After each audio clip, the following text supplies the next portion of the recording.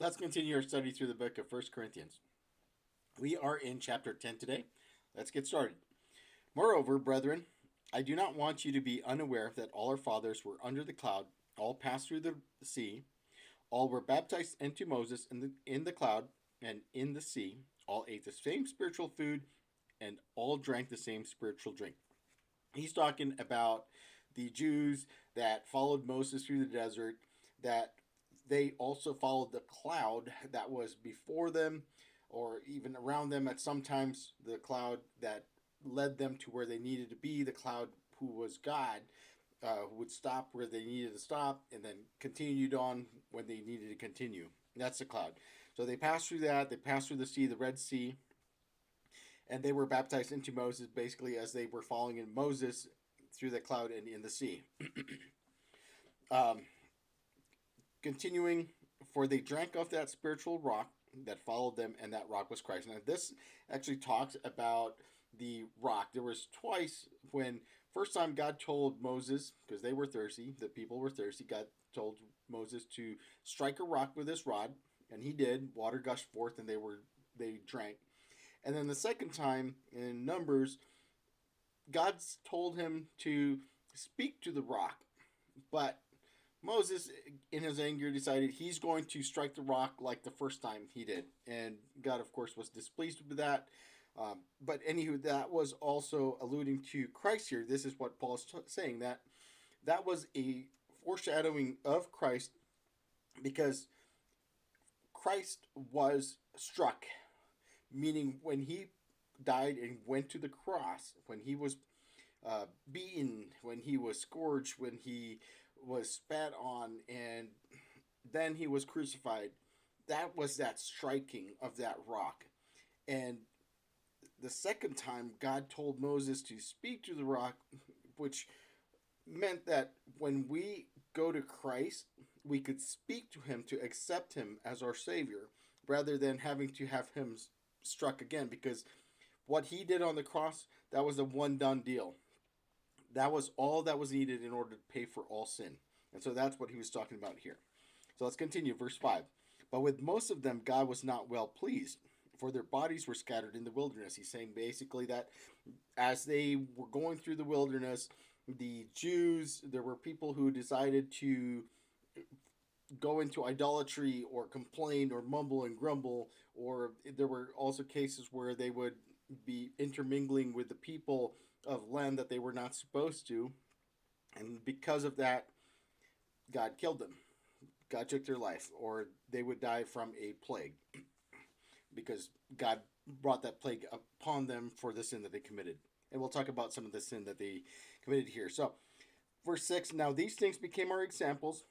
These things, the things that happened to the Jews through the wilderness, and in fact, we could also use this as a way to look at what Jesus has done through the Gospels, through what Paul has experienced through his missionary journeys, and even the other apostles that have gone through the missionary journeys that we read through the Bible, and we see them as an examples.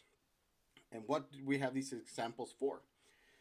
In order to teach us, to show us God who is loving, God who is merciful, and yet God also who is just. Because if it wasn't for sin, or if it wasn't, well, if God wasn't just, then he wouldn't have to punish sin. I don't know if I said that right, but basically he had to punish sin. But yet he's also merciful, showing his mercy in relenting from that judgment from sin, giving us a way to eternal life through Jesus. Um, right?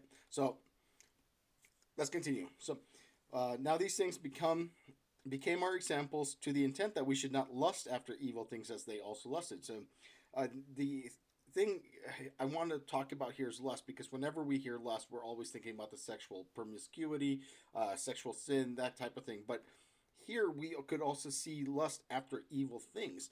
Anything that is going against God or the pursuit for God can be an evil thing. So whether that's I'm going to binge Netflix all day and all night, and not forget, I'm going to forget about reading the Bible. I'm going to, instead of taking the time to study, or there's a days when you just don't feel right and you're just going to say, oh, I'm not going to go into church because such and such and such and such, which is a lame excuse of not really going to church, that kind of thing. And yes, I'm guilty of that type of excuse. But in cases where there's this desire to do something because it's going to be pleasurable, even if that pleasure is only for a moment, that's what that lust is. And so, whether it's idolatry, and anything can be an idol because it turns your focus away from God, or sexual deviancy or sexual promiscuity, any type of sexual sin, that could be a lust, but it's also that desire for something that you're going to desire so much that you forget to pray or that you forget to set time aside for God. That's the lust. Okay, continued on because I think I beat that horse to the ground. To the intent that we should not lust after evil things as they also lusted. Verse 7, and do not become idolaters, as were some of them, as it is written, the people sat down to eat and drink and rose up to play. Here, this is talking about the time when Moses was up and receiving the commandments from God up in the mountain. And the Jews wanted God. And so Aaron decided, give me your earrings, give me all your gold. And he fashioned this calf, which they started worshiping. Mine got sidetracked there. But they started worshiping. So this verse right here, the people sat down to eat and drink and rose up and play. And rose up to play is found in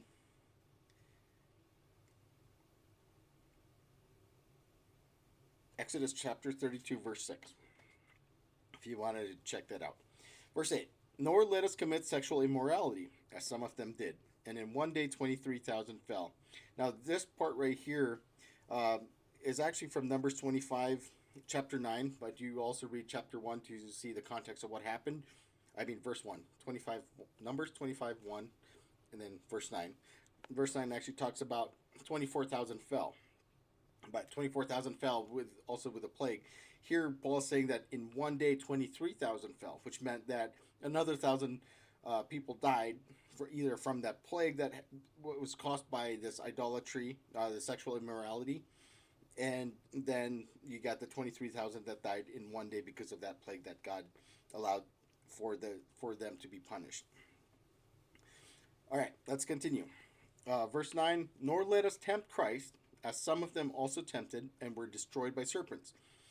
This was a point where the Jews were questioning God, and so God allowed serpents to go through the midst to strike them, but God also gave them a way out by having Aaron. You're going to have to double check that on me. Numbers chapter 25, where he created a golden serpent for them to look at. When they looked at it, they would be healed from the serpent bite. Yeah, so you could double check on that in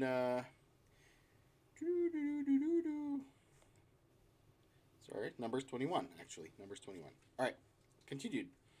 Nor complain, as some of them also complained, and were destroyed by the destroyer. Now all these things happened to them as examples, and they were written for our admonition, upon whom the end of the ages have come. They are a reminder of what God will allow through his mercy, but then also because of his justness and with the unrepentant heart, that he would also allow the deaths of the people, because sin is sin in God's eyes, and God does not like sin, and sin has to be punished. Good thing that we have Jesus, who died and paid for all sin, that all we have to do is just look to him.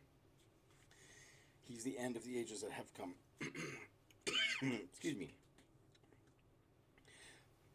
Verse 12, therefore let him who thinks he stands take heed lest he fall. So this is basically a wrap up of what we just talked about here. A further reminder. Excuse me.